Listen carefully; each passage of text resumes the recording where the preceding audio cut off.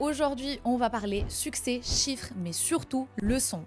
Cette année, j'ai dépassé les 400 000 euros de chiffre d'affaires et je suis super fière de ce que j'ai accompli. Mais, et c'est un gros mais, j'aurais pu atteindre encore plus si je n'avais pas fait certaines erreurs. Alors si toi aussi tu es en plein développement de ton business ou que tu débutes, reste bien jusqu'à la fin, je vais te partager mes plus grosses erreurs et crois-moi, ça peut te faire gagner des mois, voire des années de galère. Let's go! Erreur numéro 1, faire confiance trop vite à des gens pas qualifiés. Quand tu commences à scaler ton business, tu te dis « Ok, il faut que je délègue, je ne peux pas tout faire toute seule. » Et c'est vrai, déléguer, c'est crucial. Mais là où j'ai foiré, c'est que j'ai recruté trop vite des personnes qui finalement n'étaient pas qualifiées pour les tâches que je leur donnais. Le pire, je ne les suivais pas de très près.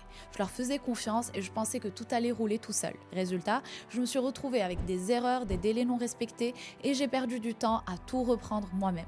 La leçon, ne recrute pas dans l'urgence, prends le temps de bien sélectionner les personnes et mets en place des outils de suivi comme un CRM. À l'époque, je n'en avais même pas et aujourd'hui, avec un bon CRM, je peux traquer les performances de mon équipe et rester en contrôle sans être sur leur dos. Erreur numéro 2, me focaliser uniquement sur Instagram. Instagram, c'est génial. C'est là où j'ai construit ma plus grosse communauté et c'est grâce à cette plateforme que j'ai généré une grande partie de mon chiffre d'affaires. Mais j'ai fait une erreur monumentale, je me suis reposée uniquement sur Insta. Un jour, mon compte a été désactivé. Plus d'accès, plus de visibilité, plus de ventes potentielles. Là, j'ai compris qu'il fallait absolument diversifier. La leçon, ne mets pas tous tes œufs dans le même panier.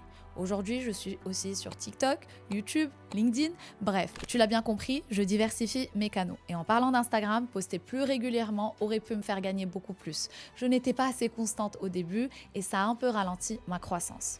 Erreur numéro 3, commencer les webinaires trop tard. Les webinaires, c'est une arme redoutable pour convertir tes prospects en clients.